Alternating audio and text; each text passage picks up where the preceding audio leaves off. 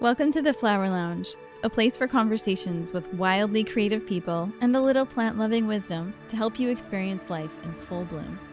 I'm Katie Hess, flower alchemist and founder of LOTUSWEI, and I believe in a world where we're all living at our personal edge.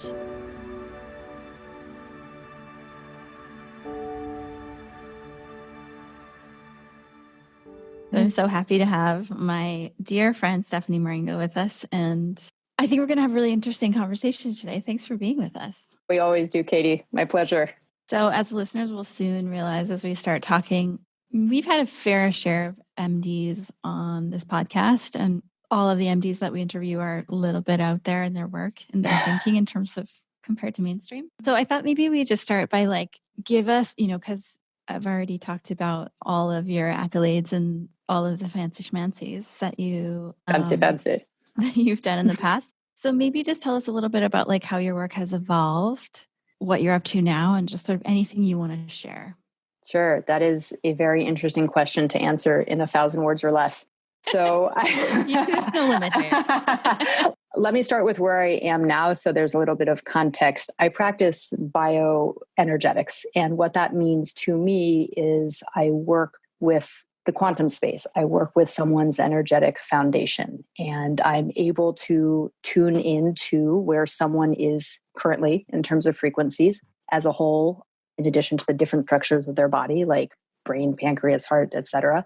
I'm able to see the highest level frequency, the highest energetic template available to that person, and then deliver a frequency to bridge the gap between the two.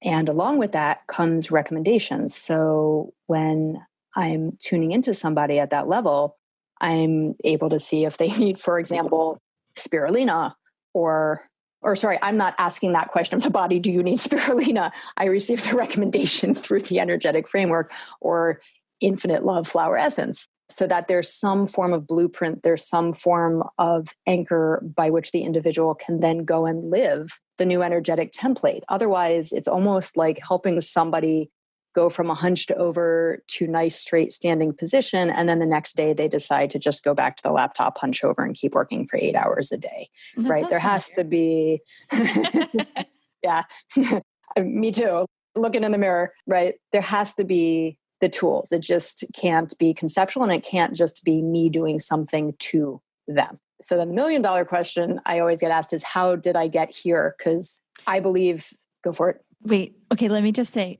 tell your story, and then we can talk about how we met. Oh, beautiful. Funny. That's an even better story. So I've always believed everything is possible, and that's fitting because in the quantum space, pretty much everything is possible. The space is literally filled with potential. And I never thought I would end up with these quote unquote superpowers, but I have. And the short story of how I got here involves everything from life lessons that I chose to learn from. For example, a 6-car pileup on Highway 101 in California about 20 years ago, a near-death experience giving birth to my son, yada, yada, yada. I have a whole litany. Usually everybody has some form of large life lessons, and then our choice is, do we learn from them or not? And I'm a Sagittarius. I have this eternal optimistic ability to see the silver lining, and that's what I've always seen. And so I've just kept, peeling the layers of the onion and looking and looking and looking and looking. And the more I look and the more I hear, the more I see and the more I hear. So that once upon a time, when I looked at the body more structurally in anatomy class, for example, and saw the knee joint, I could then connect that to, when I listened more subtly, any thoughts or emotions around that. When I was having knee pain, well, what was I thinking about at that time?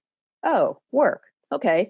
Were they happy thoughts? Were they stressful thought? What type of thought? So now suddenly I've gone from, a couple of bones and some muscles and cartilage to an emotion, right? Mm-hmm. And then you just unpack the emotion and you just keep unpacking and unpacking, and suddenly you're working bioenergetically. And here I am. And I could go on, but honestly, I would prefer to talk about how we met because, because it's a fabulous story. So once upon a time, a decade ago, in the small town of Manhattan, I had received one of Well and Good's, they were just starting out back then, one of their newsletters. And I don't even know what it was advertising, but it had something to do with flower essences at Unova. And I have no idea why I went. And it was a gray, rainy day, but I went and I showed up and I met you and Lisa, who were just hanging out there. I know, right? We had like a table of flower essences and chocolate, and we were like hanging out with all the Unova folks, and Well and Good was supporting us. And it was kind of a quiet, rainy day. And we were like, what are we doing here? And then you showed up. Yeah. Yeah. And that I think we both believe at this point was truly the purpose of that event. True. I haven't been back to Unova since then. Neither have I.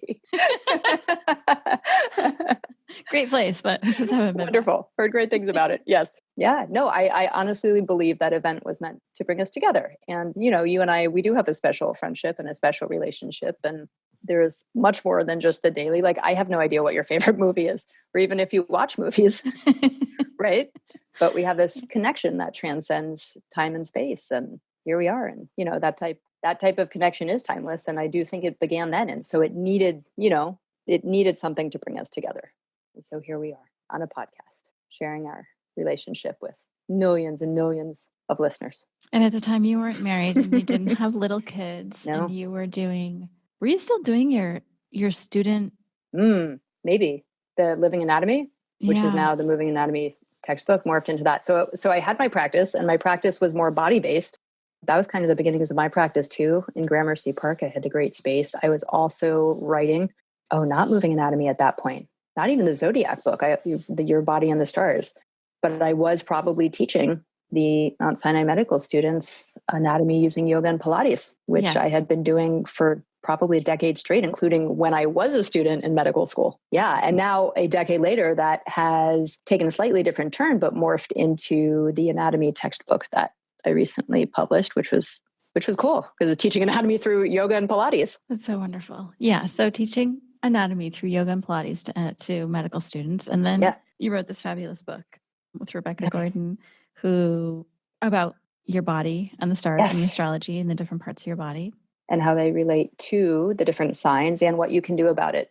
Everything for me, there needs to be practical application, because without the physical, without the emotional to anchor it, it remains in your mind. And then it's like writing that great novel that never gets published. So there are always those practical tips. And I know we're not going to talk much about this today, so maybe we'll just get it right out there on the table, because I know there's a lot of listeners who are really interested in astrology. Can you give us the juiciest? I know I have a copy, but for someone who's Scorpio or, for whatever sign, folks, they'll turn to that during the book and they'll find, what will they find? A quick synopsis of why folks should buy your book. Because okay. Especially folks who are interested in astrology. Yes, right. Okay. I feel like it was a very unique spin on it. I don't think anybody's tied together astrology and physical body. Well, like you guys have. Thank you. And maybe not recently, but I cannot take any credit for the idea. The idea emerged with the beginning of the practice of astrology. And it was really honed in the Middle Ages. Actually, it was taught throughout all of the medical institutions, which at that time, that was also the quote unquote end of astrology, because both the religious and scientific establishments felt threatened by it. And so astrology turned for the worse and didn't come back up again until the advent of the printing press around the turn of the prior century. And that's when astrology turned into the pithy horoscopes we see today, which I think is part of why many individuals are quote unquote against astrology, which I don't know, why be against it? Choose not to follow it, but why be against it? Because it's just a helpful tool. Wait, so you're saying that the doctors used to use astrology with their patients? Oh, yeah. That's how they would know when to draw blood from a patient's arm or not to draw blood from a patient's arm. What year? Is this the alchemy days? Well, this would happen. What century? Well, the Middle Ages, 1400 to 1700. But even before that, before it was codified, Hippocrates in ancient Greece in the BCs, he was using it. It was just, and it wasn't necessarily that it was a discipline. That's the thing. It was just part of everyday consciousness. That's just how people live. So we can't look back and ascribe our current thought patterns to what was going on back then, right? I mean, think about, and we can only think about it. We really can't put ourselves there, but think about a day in which you were literally governed by the sun and moon because there was not electricity, right? And in the sky, you had 1,000 stars visible to the naked eye. it's powerful, it's impactful. And that's what you did at night. And so then you start asking questions. Why is that kingdom always invading us when this shiny thing is over here? Right. And then eventually that turned into, what is this shiny thing, which was the advent of astronomy?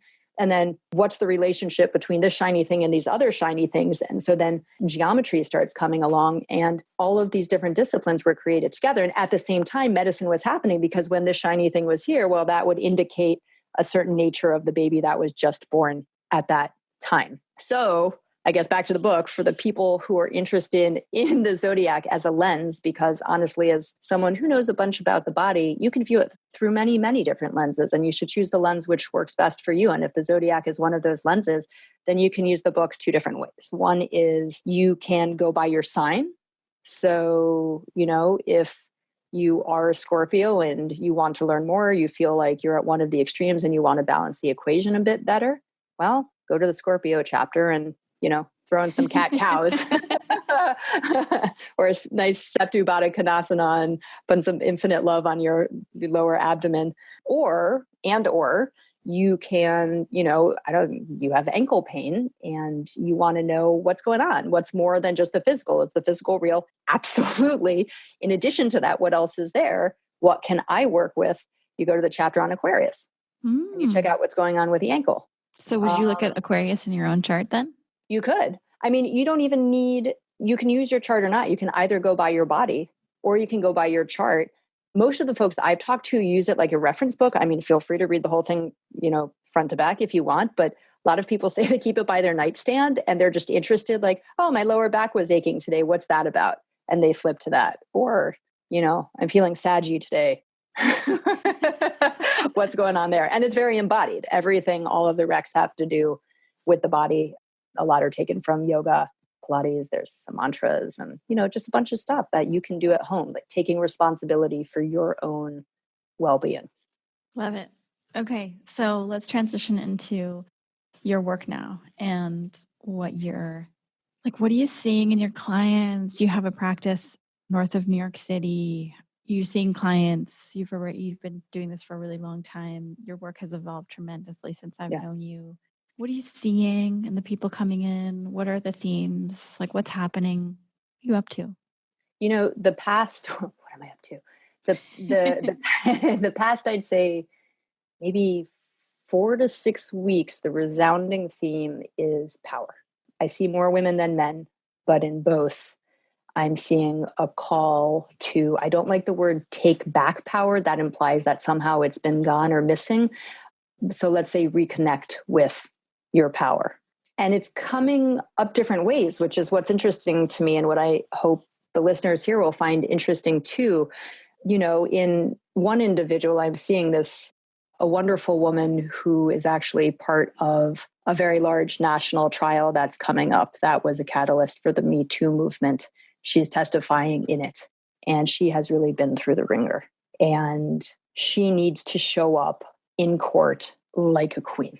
Right? Like her soul. She can't show up like a role. She can't show up in the role of actress, mother, victim, all of these different things, which I'm not negating at all, but I'm offering that her role of soul is even greater. And it is with that sense of presence and truth that she needs to be able to walk in there, not just for herself, not just for the man who's on trial, but to make waves for all women everywhere. Right? What a different presence it would be to have someone, talk about what's going on. And it was awful. And she has every right to cry. And it is awful. And she's been gone through the ringer, versus someone who's there saying, here's what happened. And effectively, I'm stronger for it. And here is my truth. And you can drag me through the ringer and you can say what you want and you can't touch me. So working with her, themes like 2 different big things have come up recently. One is the concept of queen, right? A regality. A female regality. So it's very connected to the divine feminine. And divine feminine, of course, is not gender specific. We all have divine feminine and masculine energies. They're just energies. Men, women, we have our own particular balance of each of those energies. The queen is a big one for her. And to that extent, she loves infinite love, she bathes in infinite love. And the rose, that's also, I see actually amongst lots of female patients who are coming or being called toward the queen energy, is the rose and the infinite love essence. by the way. But then the second thing for her that I just want to throw out there, because I think power, I've been thinking about power a lot and how many different ways it's showing up. The second way it showed up or is showing up is I got this, right? The sense of I got this, even though it's hard, even though it's yucky, even though it's calling up every old thread and old pattern and old story, she's got this. And that's a different sense of power than the queen and the regality. Pause. That's so interesting you're mentioning the queen, because that theme has been coming up a lot in the flower essence world. So like in the flower evolution, we just worked through emerald crab. It's actually a creature, not a flower, and that's all about like emerging with your royal or your regal presence. Red cup water lily is all about divine feminine and embodying that for both men and women, like you say, and being able to be of service, but also to be allowing of support. Yes. Like if you're the queen, you can't do everything yourself. You can't, it's not like you can be like, oh, I got it. I can handle it. I'll do everything. You need like a whole team, right? Yeah. There's a team, there's a vulnerability. There is an active passivity, if that makes sense. There's a trust. I think trust is huge in power. But yeah, as the queen, right? We can't see, you think about, we were talking about the Middle Ages before, the queen in the castle on the hill, kind of looking down. I don't like the looking down, but there is a separation that has to occur. Not a separation that makes you better or worse or different, but just kind of an energetic distance by which you're able to view things dispassionately so that you are managing your circumstances are not managing you. And I think that's part of the air. Yeah, that's the distance. That's part of the air of regality. But at the same time, to your point, like there's the distance, but also the allowing for the movement of the village, for everything that needs to happen for you, around you, with you, by you, to you, from you, etc.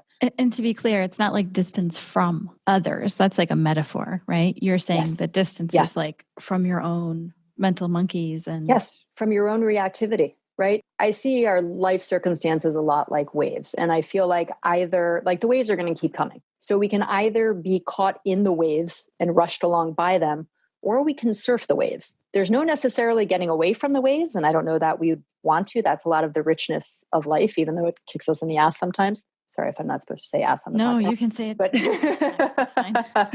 But the key is to surf the waves, right? Mm-hmm. So the texture still happens. You're just not swept away by it. And to me, that's a very important part of the queen's power, right? The castle is under attack. All of these different things are happening. And the distance is not getting caught up in it and reacting, right? But being able to input lots of different bits of information from lots of different places and then say into you and from your center and then say, here is what is to be done. I always think of the queen too, or the king and the queen, as they're like actually servants of the people, right? They're of service. So like as a metaphor, then you're thinking about not necessarily for other people, but inside of yourself, those things that you're of service to, that you're devoted to, that you're committed to, that you have great aspirations for.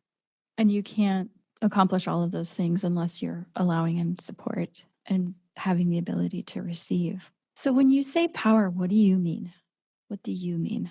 I don't know. I might know by the end of the podcast. I don't think I mean any one thing. And I think I'm understanding it as I go along, seeing it, how it lives in different ways in different people.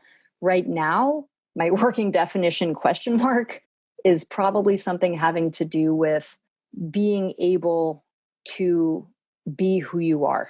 And that sounds so simple. And we hear that kind of all of the time. But that's where the power is. And it's the threads around that the energetic threads that I'm having to unwind, so to speak, to get people into their power, right? The ability to be who you are and trust that. So I saw this gentleman 2 days ago, a very lovely man, and very much in touch with his divine feminine energy, but he doesn't trust it. He has this keen intuition and he has this keen knowing, which is the divine feminine energy qualities, but he doesn't trust it. And so he's not, for him, in order to be in his power, to make the decisions he needs to make in his life in terms of what he wants to do career-wise, family-wise, he has to trust it. And that's part of how he accesses his power. Like he's not fully him without consciously accessing his intuition. And part of it, you were saying queen and king in service. Yes.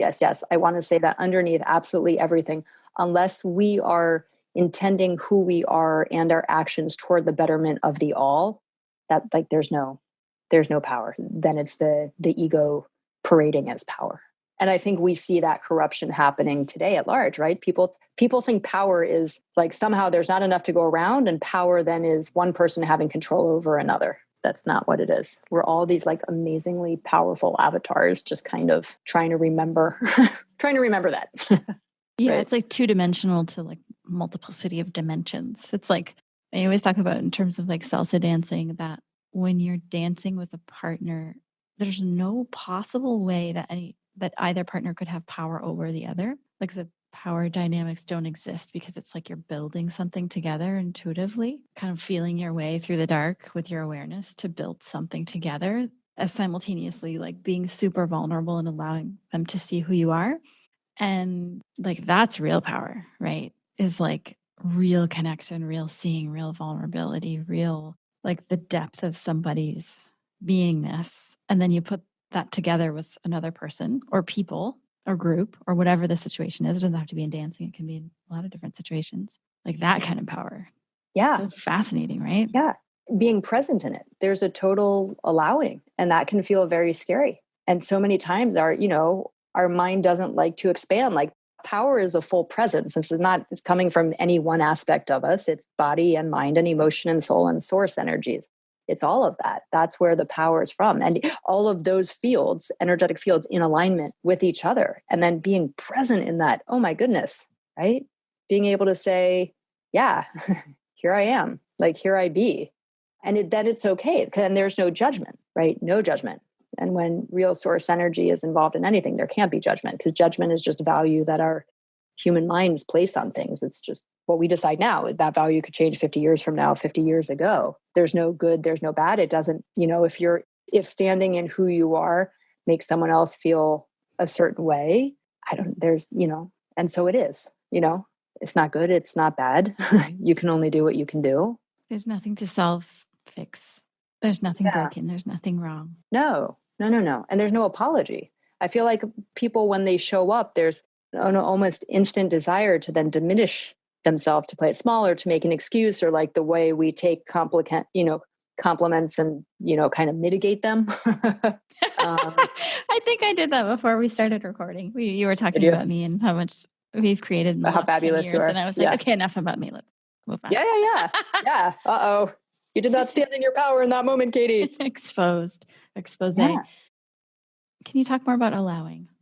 Yeah. I mean, energetically, how I see it is as this co-creative dance. And it's hard to describe. It's hard to describe what I see in the quantum space in words, which is why I end up talking symbolically a lot. But because there's no language, there's literally no language yet. I hope to be part of developing that, but there's no language yet for what I do. So I reach to symbolism. So with this woman I was working with earlier today, so if you can imagine seeing her body, and let's say her body was made up of a lot of different rainbow colors, and then there's an energetic around her, which is actually her field, which the two shouldn't be separate. The two should be interconnected. And this was a big issue that she was working with. Well, she was unaware she was working with until she came to see me. But anyway, what had to happen is that the energetic field had to go into the body's field. I'm talking as if they're separate for visualization's sake, but they're not separate. And then the body's field had to come out into the energetic field in this exchange, right? In this very fluid dance. And that's allowing. And what that's going to look like in her life in a couple of days when she integrates it is a heightened trust and a heightened ability to let go of all of the a billion details as mom and business owner, that she's dealing with on a regular basis, and just allow circumstances to either resolve themselves or circumstances / solutions to appear that she might not have been able to figure out, so to speak. But, to be able to take a step back from the mind's control and just permit all of the other forces that govern our world to have a hand, because they're there for all of us. And we just have to get out of our own way to see it. And, when you think about, I know these concepts can sound so kooky. I totally get that. But, we are living in a world where we know 4% of it and 96% is still a mystery, right? And that means there's a lot of forces we really still don't understand. Any scientist will, I mean, that is science. Any scientist agrees with that. I think what I'm trying to get at with all of this is that there's a disconnect then, because we're living as if the 4% we know, A, we're 100% correct on, and B, that's it. Like, that's everything. That's how we should live, right? Like, we don't live as if 96% of the known universe is unknown. And I think if we did, our lives would look very different. There would be a lot more allowing. There'd be a lot more reverence, right? For everything that doesn't filter in through the electromagnetic filters of our eyes and ears and all of our senses. Right. What's that stat that we actually use a very small percentage of our brain? Oh, that we only use 10% of our brain. I think that's a super simplified. It's not that we use like 10%, like just like you could carve that area out of your brain. I think like capacity wise, right. Overall, I don't know if that's true or not, but not to quantify, but just to say that there are so many things that we can't see, right? Like seeing the aura of a flower. Just because we can't see it doesn't mean it's not there. Sure. Or beings in the unseen realms. We can sense, funny feelings, sensations, forces, positive, negative, all of the above, even if we can't see them. So it's like what you're talking about is this, not just like what we can't see, but this capacity for our own potential and the capacity for, like, we see reality a certain way today, and it could be a million times different in 10 years or 20 years based on the practices that we employ to develop our capacity. Sure. Right? Yeah. And then that blends very nicely into the whole perspective defines our reality school of thought, right? And I think that's probably part of my point with power is when you shift energy states, when you connect to your power, you're in a different energy state. And from there, even if the day-to-day kind of looks the same, it feels entirely different, right? Everything feels different when you're different. Yeah. And that's, that requires us expanding into more of us. It requires our calling forth more of our resources, more of our body, more of our emotion, more of our soul and source fields, and more power. Right? Okay, so if the listeners are like, yes, sign me up, more power. More power. So what flower essence can they take for more power? Or is this the beginning of the more power essence? Oh my God, flower essences. I mean, flower essences in general, I think are like amplification of our capacity, and more specifically, like working on the whole like receiving, allowing is like a big piece of that right now, or in the beginning of 2020, I think. Because really what we're doing is just stripping away what's not us. Or what was us. Yeah. Right. And we can't negate that. That's important, right? Yeah. Everything has served a purpose to bring us where we are today. But, and that doesn't mean it needs to keep going forward. Mm-hmm. So what do you recommend to your patients? Well, for that, there's a thing I call the Gunk meditation. Very, very technical term. Very clinical. The Gunk meditation, which it depends on the construct of the person, and it could go, so the listeners should tune in for a moment to themselves. Usually you can do it in reference to the digestive area or third chakra, if that's how you like to see it, and or the reproductive area, sacral center / second chakra, if that's how you see it. So pick whichever. And I feel like your listeners will know this for themselves. And then you carve out some time, you turn off your cell phone. That's a big one. You sit in an easy seat, you close your eyes.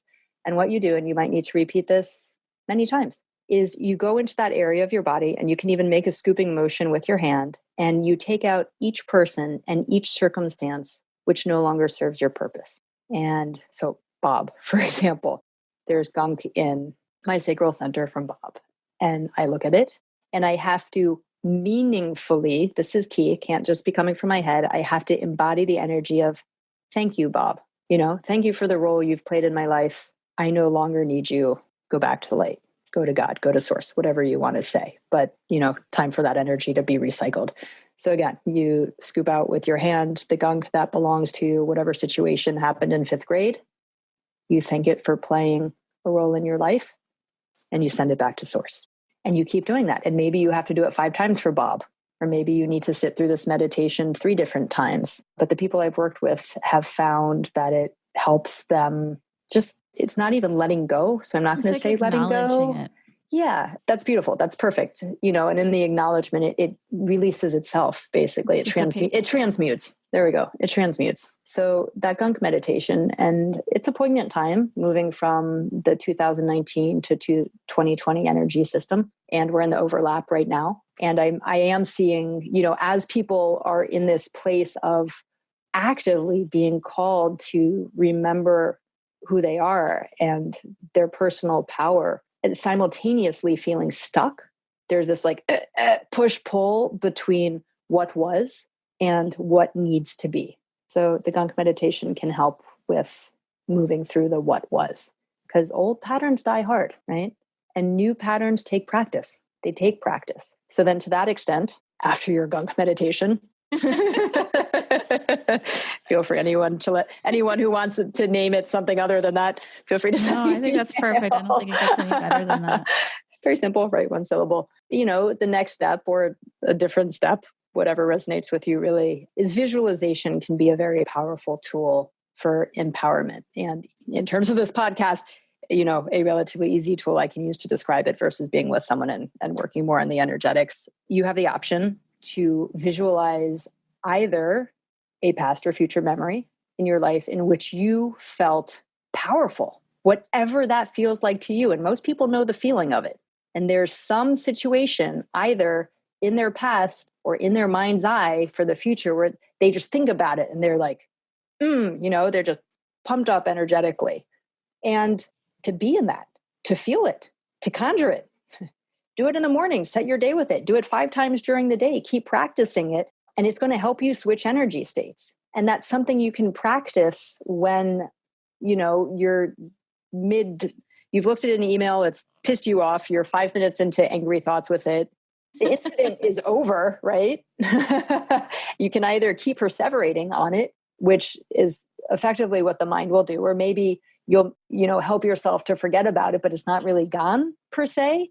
So I'm encouraging our listeners to just switch energy states. Turn the channel to channel 5. Just change the channel. That old channel is still there, still playing if you want to go back to it, but switch to channel 5. And the more you practice switching, the easier it will become. And if the past or future memory thing doesn't do it for you, you can always visualize either like someone in your life. It can be a real someone, a friend, family member, or an actress or an actor, like a role you saw. One of the individuals I work with, well, she's an actress. And so she mentioned Viola Davis. There we go. Someone who's like, right? Who goes, in every role. And that makes her feel, So if the memory thing doesn't work for you, you can always, envision somebody else. But the key either way is feeling it. And not just a hint of it. Let yourself be in that feeling for a good moment before carrying on the rest of the day. Kind of like the flower essences, right? You don't just want to kind of spray and run. And it even says it on the bottle. You pause. You take a moment to be in it. Because these things are so subtle that they otherwise get lost. Or they're not lost. They know they're still there. They're lost to us. Right?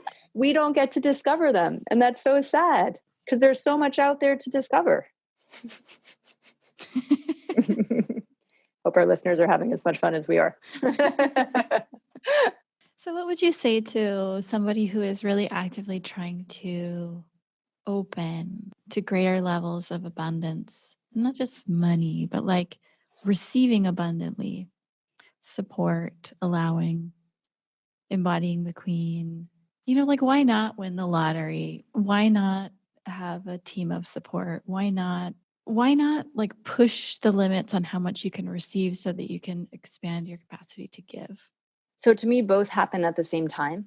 And I see everything at this point in my life as frequency. It's like that scene in the Matrix and Neo's looking at the computer screen and it's a bunch of green, like digits and graphics raining down. That's what I feel like, except it's not green graphics and digits. It's digits, it's just frequency.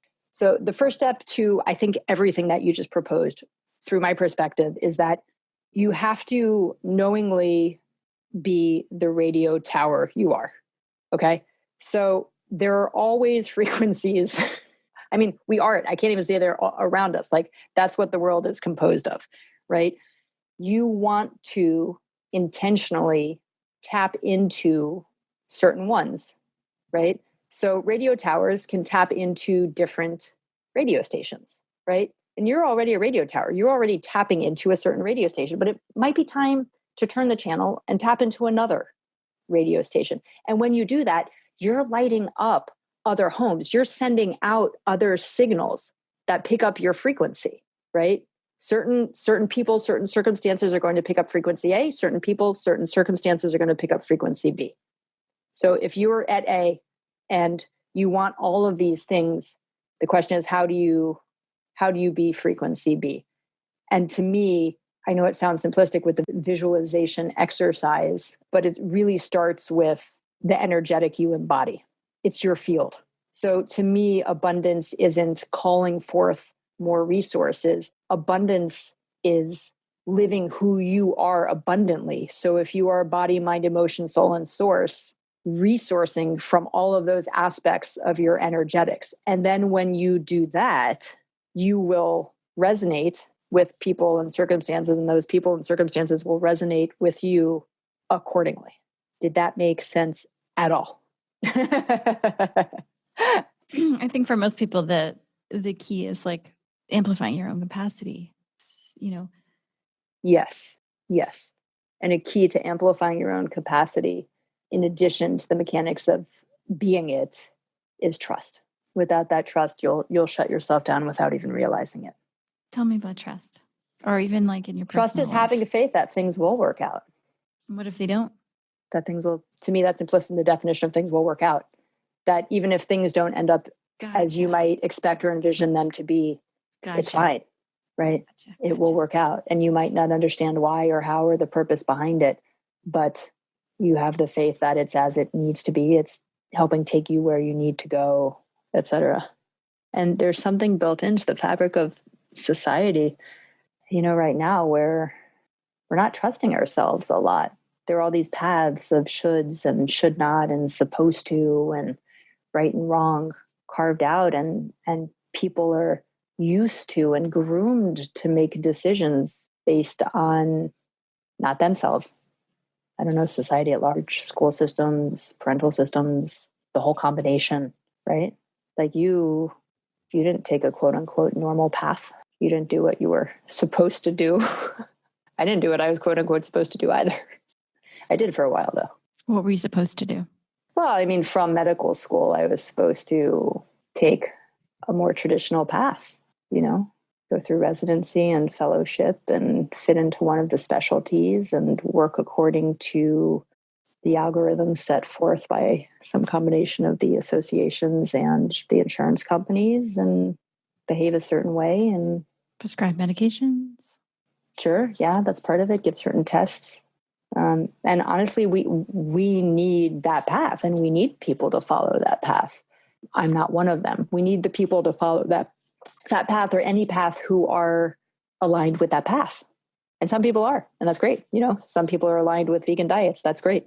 I'd love to have a vegan diet conceptually, ethically, physically. As of yet, I can't support it, right? My physiology is just not aligned with it. Maybe it will be one day. I don't know. But, something like our paths in life, that's our power, is that we choose them.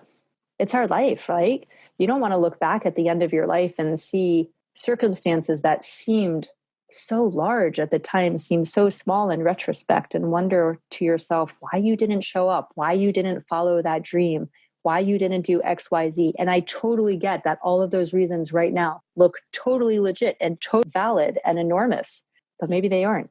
Maybe some aren't, and looking back on your life, if you want to look back and think, I really showed up this lifetime, what does that look like to you? For me, part of it is, being able to sit on a podcast like this and talking about my work. You know me, I have spent years reticent about talking about my work. I have this irrational fear of judgment because no one has actually judged me, mind you. Just totally irrational fear of judgment. I'm the only one sitting here judging myself, honestly, because, I checked all the boxes. I'm a Stanford grad. I graduated from med school with distinction in research. I went to med school in the first place, blah, blah, blah. And here I am practicing bioenergetics and talking about the zodiac and the quantum space and all of this stuff. And I get that many people think that's cuckoo. And you know what? I'm in the point in my life where that's fine. They can think that if they want to think that. And at the same time, it also just makes me kind of sad because there's so much out there for people. And I really just want people to be able to experience the fullest that they can for themselves in this lifetime. Because that's why we came here to Earth, to show up, you know? So if we're not showing up as ourselves, like, then what's the point? What role does vulnerability play in showing up as ourselves? I think a really big role. Because you got to put, like for me, like with this example, right? I feel very vulnerable around, not even that I practice energetics, that I'm an MD who practices energetics. Oh my gosh, goodness gracious. But we're all energy. It's actually in all the textbooks any of us have ever read or written. Spoiler alert. Yeah, I mean, vulnerability is its own power, but somehow you can't grow without it. I'm not sure I know why yet, though. Why do you think? It's like dismantling the ego, right? It's like, I don't like saying the word ego, but that's essentially what it is. It's like that real like relief feeling when you're with a friend or a family member and you just like finally get something off your chest. It's been bothering you for a really long time. Or you tell a friend about something and they're like, oh my God, I went through the same thing. Let me tell you. Or I totally understand what you're experiencing. And it's not necessarily the reflection back to you. I call it like hitting the bottom of the barrel in my mind. And it's not like... That's how I learned about it too, but I don't think it has to. I like to think it doesn't have to happen that way. It's like when you experience a certain level of pain or suffering, it puts things into perspective. Like your 6-car pileup or your near-death experience when you were giving birth. That puts things in perspective real quick about life. Death does. And so I think anytime we have a real like intense kind of pain, bottom of the barrel experience, it's just like it strips away the bullshit and it makes what's really important come like floating right to the top so we can embody that. It's just so refreshing to feel it, to see it in someone else, to experience it. I think it is that. It's letting go of ego, because what it is, it's letting go of self-judgment. Like with your example about finally getting something off your chest, what was preventing you ultimately from ever doing that was you, right? Like me. I'm the only one who's been preventing myself from being full out in terms of my work, right? But then when you get to the point with vulnerability, whether you're at the bottom of the barrel or not, but you've got nothing left to lose, so to speak, it's that you're not judging yourself, right? You're just like, I just don't care anymore. There's no value judgment here. There's no good, bad, right, wrong. Like this just is what it is. Take it or leave it. Which means there's going to be no hiding, no protecting, no, oh my God, what if they discover I'm an imposter? Because if you can just get to the point where you're like, well, I'm an imposter. And my teacher always says like, or has said in the past that when you get to the point where you can look at yourself in the mirror and just say, oh my God, I'm such a loser. Yeah. And like land in that, then you're really getting somewhere, because it's like you hit the bottom of the barrel and you're just like, fuck, I'm just a mess. And then from there, you can actually build something because you have this strong foundation of, what is it? I don't know what that is. Well, it's like being down to earth. Well, it's embracing all aspects of yourself, right? There's so much grooming around this whole positive versus negative thing. Again, in my world, there's no value. There's just information. And so, there's no longer a part of you that's bad or shameful or ugly. There's just this certain part of you, and it's played its purpose, right? It's played its role, and you can just see it. You finally acknowledge it instead of keeping it hidden. Once you acknowledge it, then it loses any control over you. It loses any power over you. It's reclaimed into you. And so you're able to be more whole. When you accept yourself, then you're accepting more of yourself. And that's the only way others can accept more of you, because you're showing up as more of you, because you've accepted more of you. Which ultimately is a huge relief. Yeah. It takes too much work to not be you. I know. I feel like there's a lot of work and overtime that's going on. Right? Yeah. I mean, it's exhausting, right? It is exhausting. Yeah. Yeah. What's a good vulnerability essence you guys have? Clockvine.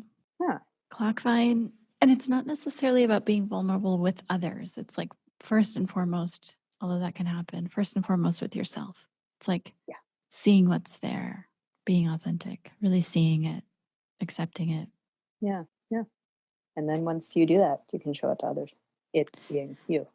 Jade vine is another good one for like if you feel like an introvert and you're like, oh, I don't like crowds, or oh, I'm going to be sucked dry, I'm going to be drained, I'm going to lose all my energy. Oh, I can't show who I really am because I'm just going to like get sucked down the drain.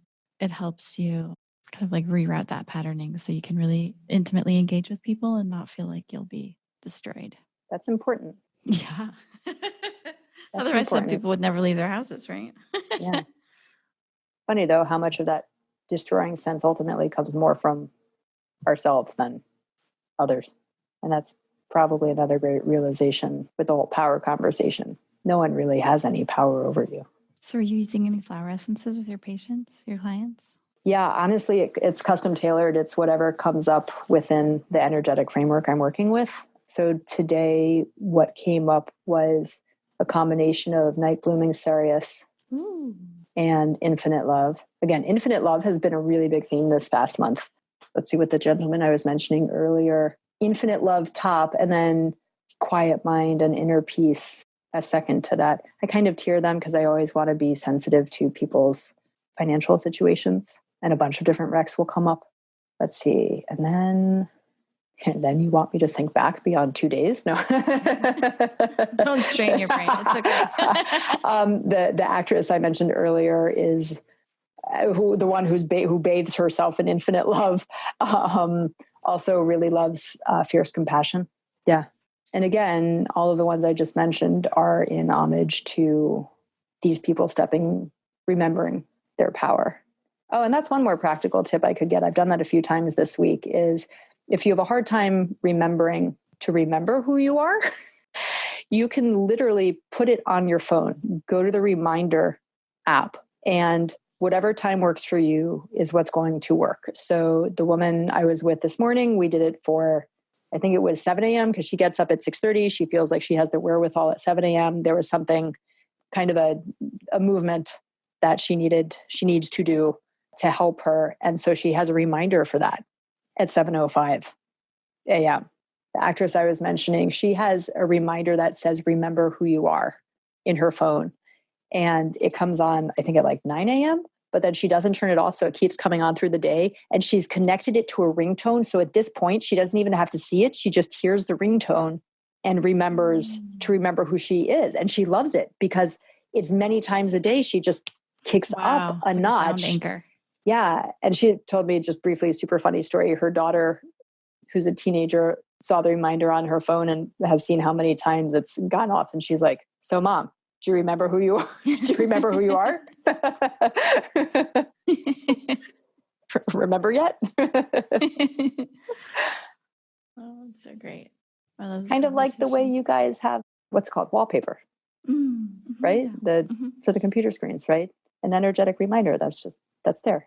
So what would be, like, just to wrap up, any words of wisdom that you have, or something you find yourself commonly telling other people, or something that just kind of springs naturally in this moment? Oh man, that's what I've been hopefully effectively aiming for with this whole conversation. But any last thoughts?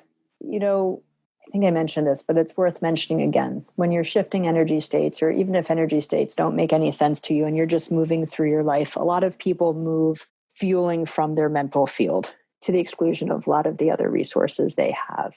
But to be and then do a lot of what you guys probably want to be and do, the power needs to come from a lot of different places. And for the sake of ending briefly, bring it in from the emotional field. Start feeling more, less figuring out, less thinking, what do I think about this? The question should be, how does this make me feel? And then make your decision based on that answer.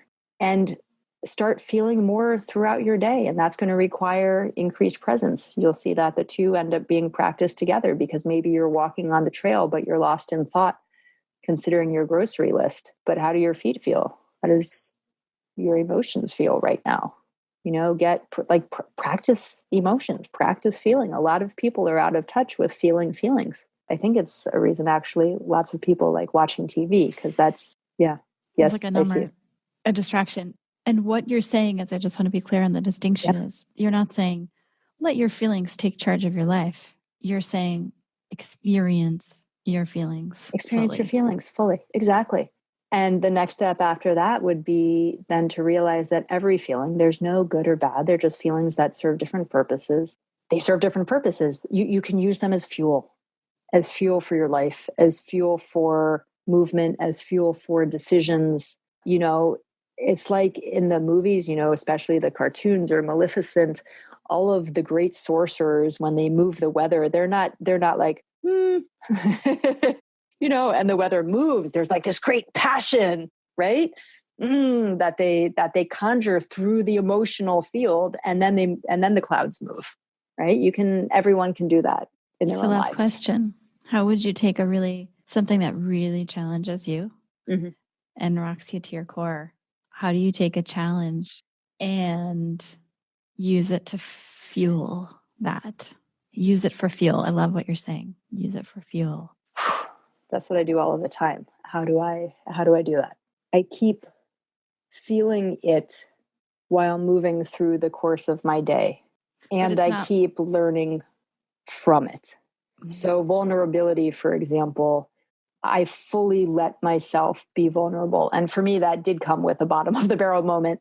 And I let myself be in that vulnerability. While I was in the vulnerability, I was also the observer, watching the vulnerability, seeing that it was this, not new, but I'll say new emotion, and understanding what it was offering me.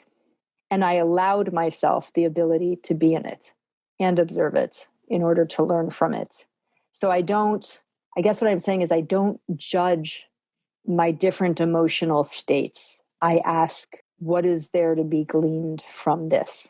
Different from letting them. So you're saying like, it doesn't change the way you operate. It doesn't change the way you behave, the way you speak, the way you do things. It's not like you let feelings just like, take over, but you allow yourself to feel them within yourself and observe and learn from them without judgment so that you can gain insights. Yeah.